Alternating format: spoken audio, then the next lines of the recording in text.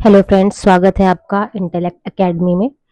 और ये जो चैनल है ये RS 2024 के जो अभ्यर्थी हैं उनके लिए बहुत ही यूज़फुल चैनल है, उनकी हेल्प के लिए ही बनाया गया है।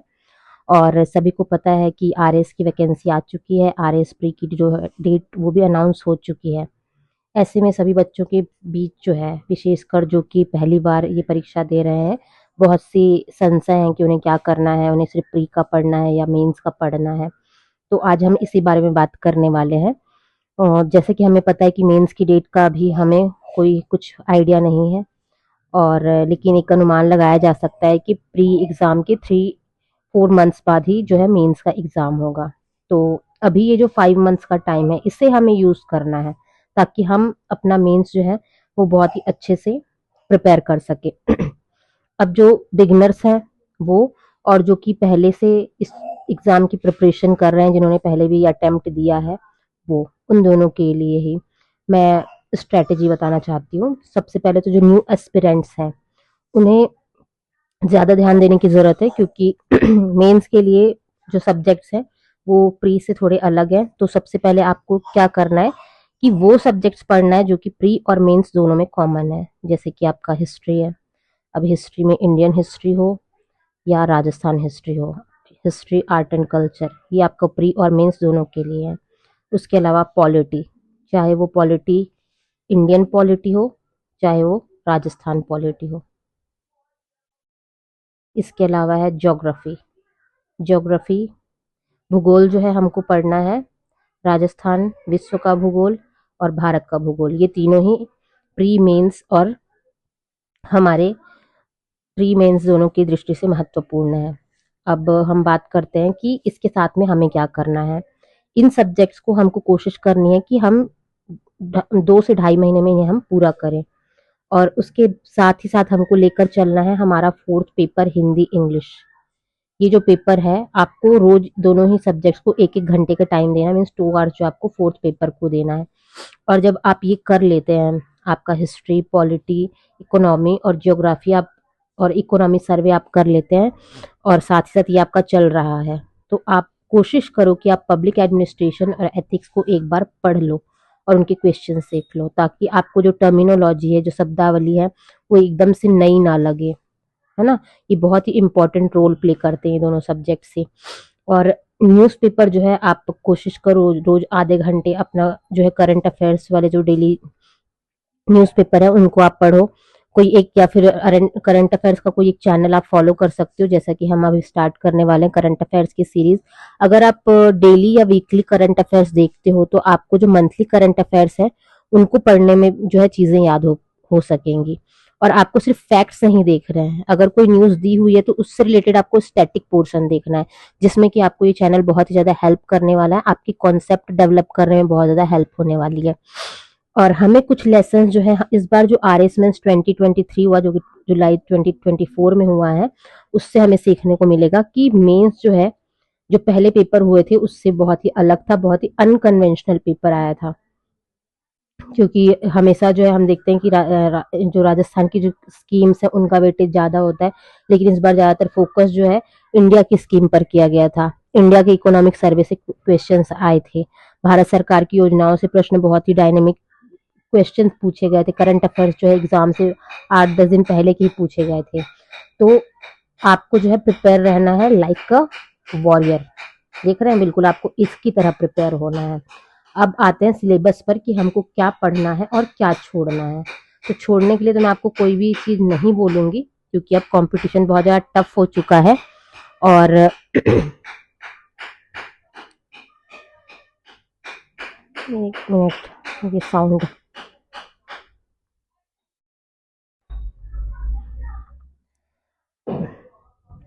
सबसे पहले हम बात करते हैं राजस्थान का जो इतिहास, कला, संस्कृति है, साहित्य, परंपरा और विरासत। एक मिनट।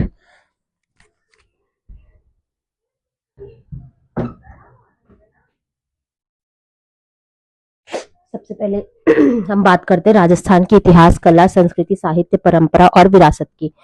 तो सबसे पहले तो मैं ये बोलना चाहूंगी कि अगर आप पहले से हिस्ट्री पढ़ चुके हैं, आपने पहले भी अटेम्प्ट दिया है, पहले भी हिस्ट्री पढ़ चुके हैं, तो आप समझ चुके होंगे कि ये जो इतना पोर्शन है ये लेंदी है ना, और कॉस्ट बेनिफिट इसका जो है कंपैरिजन में कम है।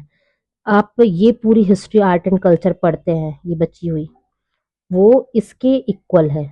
तो मैं आपको सजेस्ट करूंगी कि अगर आपने पढ़ा है तो आप इम्पोर्टेंट राजवंश देख सकते हैं, अदरवाइज आप जो है जो एंशंट हिस्ट्री है हमारी वो देखिए, मॉडर्न हिस्ट्री देखिए और आर्ट एंड कल्चर देखिए। ये आपके प्री और मेंस दोनों के लिए ही हेल्पफुल होंगे, छोटे हैं, याद करने में भी इजी है। दूसरी बात ये है कि आपको किसी भी एक कोचिंग के नोट्स के भरोसे नहीं रहना है, क्योंकि इस बार का जो मेंस का एग्जाम था वो आप पेपर उठा के देखिए, अगर आपने सिर्फ और सिर्फ आरबीएससी की जो बुक्स आती है राजस्थान अध्ययन की वो और हिस्ट्री के लिए एनसीईआरटी को फॉलो किया होता तो आपको 100% जो क्वेश्चन से वहां से मिल जाते, और जो आपके कोचिंग इंस्टीट्यूट है वहां से सिर्फ 40% क्वेश्चन आते हैं। अब हालांकि बात अलग है कि जो क्वेश्चंस आए हैं उन्हें कोचिंग वाले जो है अपने नोट्स में उन्हें शामिल कर लेंगे, है ना, वो अलग बात है। अदरवाइज जो भी वो रजाकार वाला क्वेश्चन ये सब किसी भी कोचिंग के नोट्स में नहीं था, ये सब एनसीईआरटी आरबीएससी की बुक से आया है। तो प्लीज मैं आपको सजेस्ट करूंगी कि आप, अगर आपको सच में सिलेक्शन चाहिए, अगर आप लंबे टाइम तक बार बार इस प्रोसेस में नहीं जाना चाहते हैं तो आप फॉलो करिए आरबीएससी एनसीईआरटी, क्योंकि मैंने नहीं की, मुझे इस चीज़ का अफसोस है। हमें आरबीएससी एनसीईआरटी बुक पढ़नी चाहिए, अगर उसके बाद टाइम बचता है तो आप किसी कोचिंग के नोट देख सकते हैं, अदरवाइज हिस्ट्री के लिए ये मोर देन इनफ है। उसके बाद हम बात करते हैं इंडिया की हिस्ट्री की। तो इंडिया की हिस्ट्री में भी जो है आप जो है एंशियंट जो है एंशियंट और मॉडर्न दोनों ही आप देख सकते हैं। और रही बात इसके बाद हम बात करते हैं भारत और विश्व के भूगोल की। तो अभी तक का जो ट्रेंड रहा है ना, अब इस बार का पेपर का तो कुछ मैं नहीं बोल सकती हूँ, लेकिन अभी तक का ट्रेंड रहा है कि वर्ल्ड ज्योग्राफी से जो है 2 से 3 क्वेश्चंस आते हैं, और वो भी बहुत ही इजी क्वेश्चंस होते हैं। तो आप चाहें तो स्प्रिंग बोर्ड की जो इसके शॉर्ट नोट्स आएंगे प्री बेस्ड वो आप देख सकते हो, या फिर आप कोई भी टेस्ट सीरीज के क्वेश्चंस जो होते हैं इसके वो आप देख सकते हो, इसमें बहुत ज़्यादा टाइम देने की ज़रूरत नहीं है। उसके बाद है भारत का भूगोल, इससे भी क्वेश्चंस जो हैं डायरेक्ट ऐसे आते नहीं हैं, ज़्यादातर जो वेटेज जो है राजस्थान के भूगोल का ही होता है। इसमें जो इम्पोर्टेंट क्वेश्चंस हैं वो है आपका एक तो प्रमुख फसलें और प्रमुख खनिज, लेकिन इस बार मेंस के पेपर में जो है नदियों पर भी फोकस किया गया था, तो आप नदियां भी ध्यान में रखिए। और एक ये राष्ट्रीय राजमार्ग और प्रमुख परिवहन गलियारे, क्योंकि इस बार की इंडिया के बजट में और इकोनॉमिक सर्वे में परिवहन गलियारों के बारे में बताया गया है, क्वेश्चंस आए भी थे। और स्पेशली ये जो अपने हमारे खनिज हैं इनको आपको देखने की ज़रूरत है, तो इस वाले पार्ट को आप प्लीज़ करके जाएंगे। उसके बाद है राजस्थान का भूगोल। तो ऐसा है यहाँ पर कि ये जो 10 पॉइंट दिए हुए हैं इन सबसे लगभग एक एक क्वेश्चंस आते ही हैं, तो मैं तो बोलूँगी कि आपको ये सारा का सारा पढ़ना है। लेकिन अगर हम देखें कि इनमें जो है ये वाला पोर्शन जो है बड़ा है और क्वेश्चंस आएंगे एक, ये वाला जो पोर्शन है वो छोटा है, इसमें से भी क्वेश्चंस आएंगे 1 या 2। तो आप जो है इनको बिल्कुल ना छोड़ें, ये जो छोटे वाले पार्ट है जहाँ से आपको इजीली क्वेश्चंस मिल सकते हैं उनको आप बिल्कुल भी ना छोड़ के जाएं, और इन पोर्शंस में जो आप कर सकते हैं, जितना आप पढ़ सकते हैं आप उन्हें पढ़िए। अब आते हैं हम भारतीय संविधान और राजनीतिक व्यवस्था शासन प्रणाली। इसमें हम बात करते हैं कि जो भारत, ये जो नोट्स हैं आपको किसी एक कोचिंग पर डिपेंड नहीं होना है, आपको जो है फॉलो करना है। अगर आप सच में सिलेक्शन लेना चाहते हैं, आप टॉपर्स बनना चाहते हैं, तो किसी कोचिंग के नोट्स पर निर्भर रहने के बजाय आप आत्मनिर्भर बनिए। क्या बनना है आपको? आत्मनिर्भर, जैसा कि मोदी जी हम सबको बनाना चाहते हैं। तो आपको आत्मनिर्भर बनने की ज़रूरत है। और क्योंकि पेपर जो है बहुत ही अनकन्वेंशनल आ रहा है, तो मैं आपको बोलूँगी कि अगर आप पूरी तरीके से तैयार होना चाहते हैं तो आप लक्ष्मीकांत और बेयर एक्ट पढ़िए एक बार।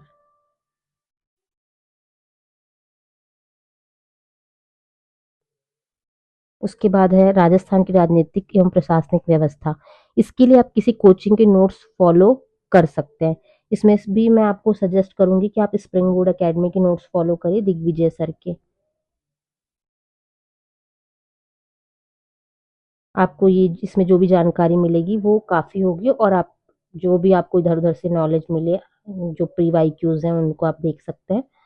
इसके अलावा आपका आएगा इकोनॉमी में। तो इकोनॉमी अगर आप पहले से पढ़ चुके हैं तो आपको स्टैटिक पे बहुत ज़्यादा ध्यान देने की ज़रूरत नहीं है, लेकिन अगर आप फर्स्ट टाइम पढ़ रहे हैं इकोनॉमी तो आपको बेसिक नॉलेज को डेवलप करने की ज़रूरत है। आपको एनसीईआरटी पढ़नी चाहिए और या फिर आप किसी कोचिंग के नोट्स भी पढ़ सकते हैं। अगर आप राजस्थान इकोनॉमी की बात करते हैं प्री की, तो आपको सिर्फ और सिर्फ जो है सर्वे पढ़ने की ज़रूरत है। लेकिन इस बार आप सिर्फ सर्वे से काम नहीं चला सकते हैं, आपको इंडिया का सर्वे भी पढ़ना पड़ेगा। भारत की भी आर्थिक समीक्षा आपको पढ़नी पड़ेगी। तो लकीर के फकीर ना बने, आओ कुछ नया करें। मेंस 2023 याद रहे कि हम जैसा सोच रहे थे पेपर वैसा बिल्कुल भी नहीं आया था। तो प्लीज़ इसके लिए तैयार रहें, स्टैंडर्ड का पेपर आएगा। और एक चीज़ मैंने आपको बताना भूल गई कि आप प्लीज़ जो है पॉलिटी, जो हमारा पॉलिटी और हिस्ट्री, पॉलिटी, हिस्ट्री है ना, और इकोनॉमी जो स्टैटिक पार्ट है, इसके लिए प्लीज़ आप एक बार जो है जो पिछले 5 से 6 सालों के जो यूपीएससी की पीवाईक्यू है आप उनको देख कर जाइए, क्योंकि पेपर जो है स्टैंडर्ड का होगा। आप यहाँ से देख सकते हैं कॉन्सेप्ट बेस्ड क्वेश्चन आते हैं, तो आपको थोड़ी हेल्प हो सकती है इससे। जो भी फॉलो करें स्टैंडर्ड मटेरियल फॉलो करें, किसी एक कोचिंग पर डिपेंड ना रहें। आप अगर कोचिंग के नोट्स नहीं भी पढ़ते हैं, आप पढ़िए, बहुत ही लिमिटेड चीज़ें वहाँ से आपको ज़रूरत पड़ेंगी।